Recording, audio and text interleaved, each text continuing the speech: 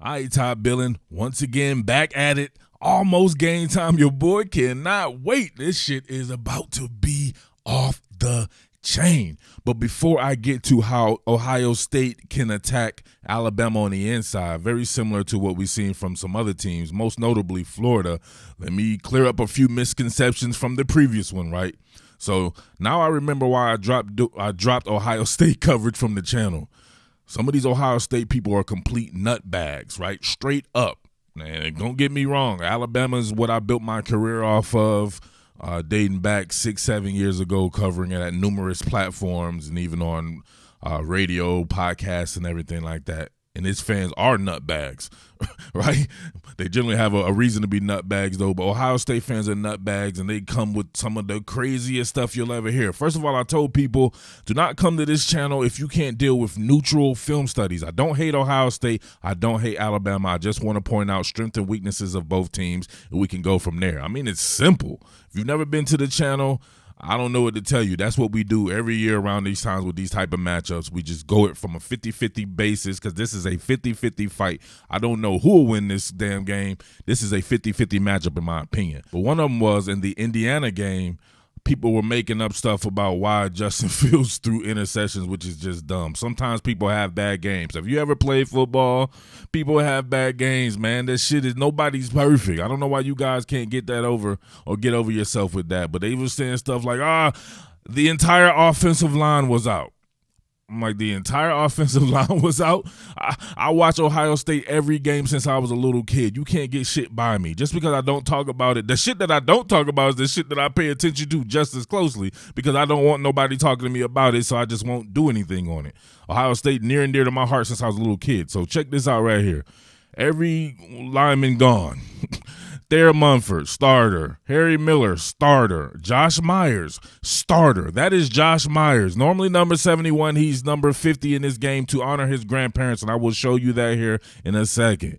Wyatt Davis, starter. Nicholas Petit-Frere, starter. What the hell more do you want, right? And straight up Chris Olave, starter. We know, right?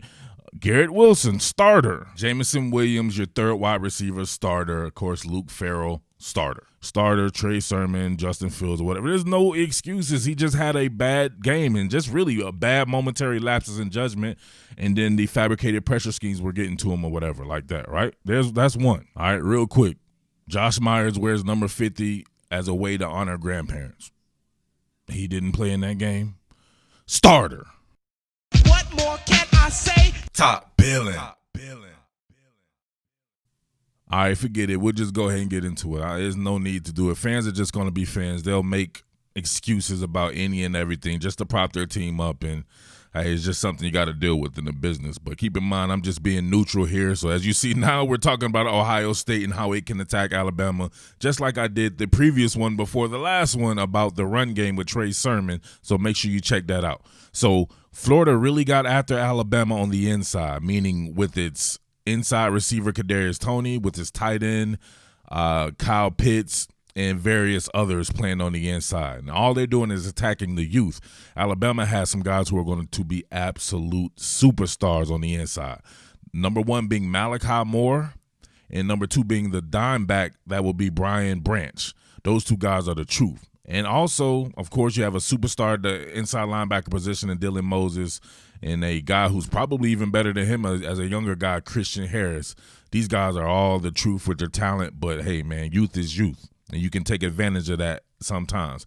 Now, a guy like Kadarius Toney here, he's playing in a Dan Mullen scheme that's just different than Ohio State's. They'll do some stuff that's a little bit more creative. Kadarius Toney here is your slot receiver. You have your running back right here in your formation into the boundary, your 3-by-1 set here. Your running backs here, your slot receivers here. That's just the isolated man coverage.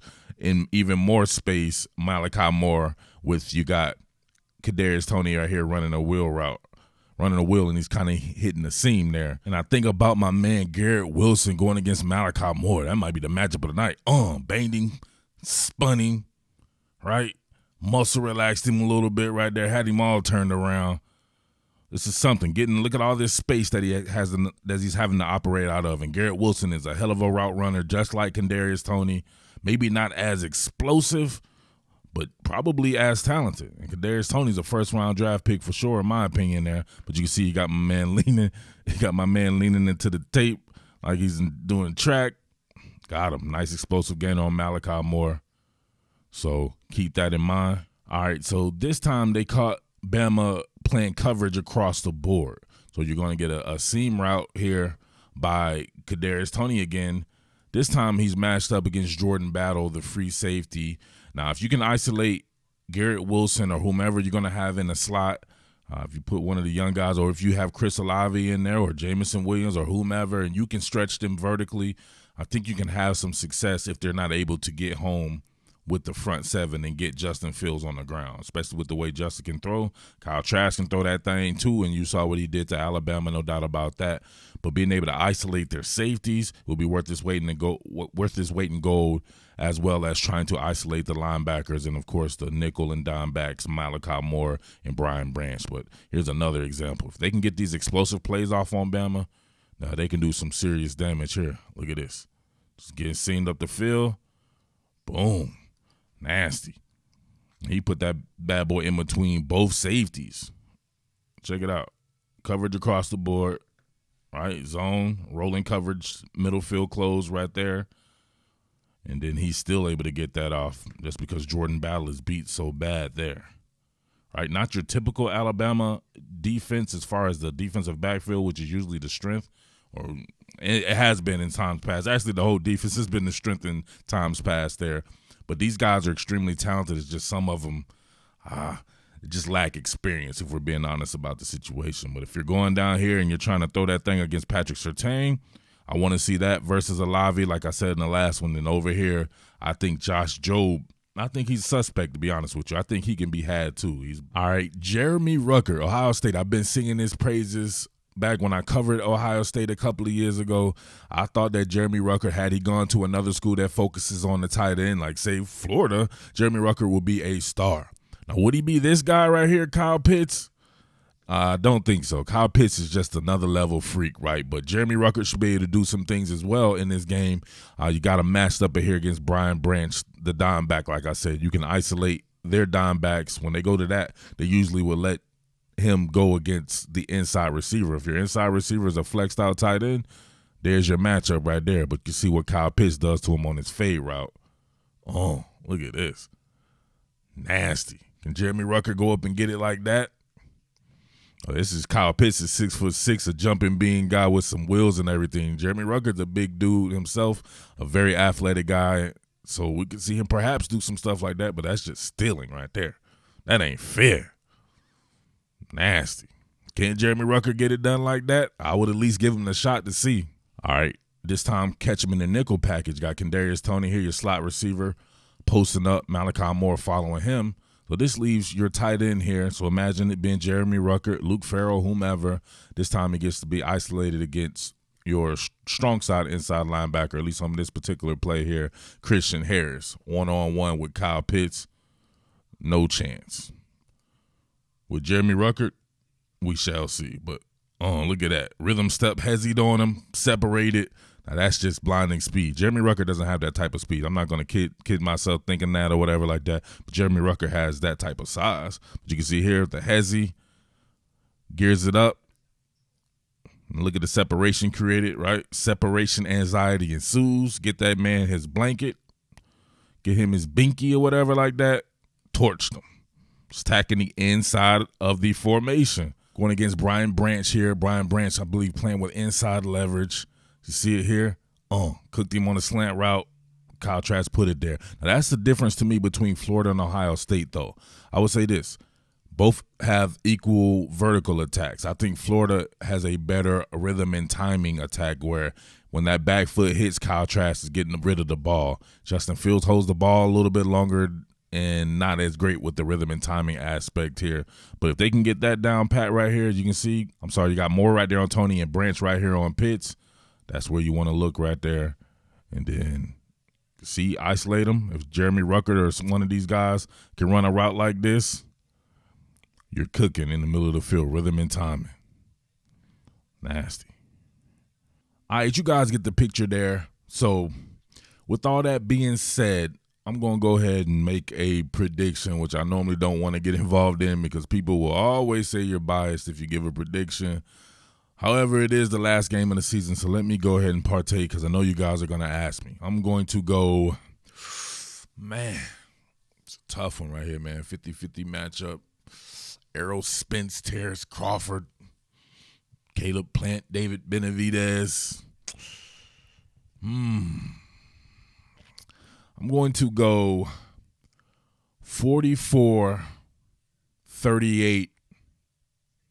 I got Ohio State to lose. So, and they're going to go about that by Bama, to me, being able to force the issue with Ohio State secondary a little bit better than Ohio State will against Alabama. So I expect both teams to be very, very balanced, but I feel a little bit better about the talent in Bama's secondary than I do Ohio State's, just for the simple fact that I feel that Bama still does have the better front seven. All right, so to me, both offenses are going to get off. Obviously, it's going to be a rock'em sock'em robots type game.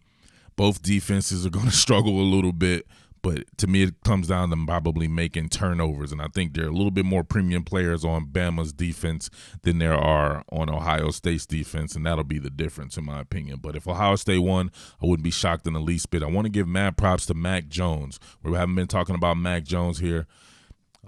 Justin Fields is the perhaps most talented quarterback in all of college football.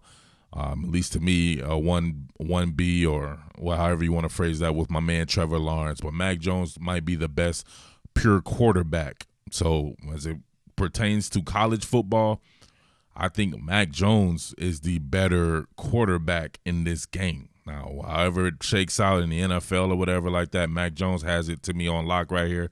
He's been more consistent. He's played against better defenses. He's played more teams, so there's been more shit to go wrong for him, but that does not mean Justin Fields cannot outplay him. So we shall see, but I do have Alabama winning this one. All right, let me know what you guys think in the comment section. Let me know your score, and we can go from there. All right, I appreciate you guys. If I can't get to another one before the game, this will be the last one here. So thank you. It's your boy Murph, the Underground King. Make sure you like, comment, and subscribe. Hopefully we have a great game, and I'll be back for more. Peace. What more can I say? Top Billin.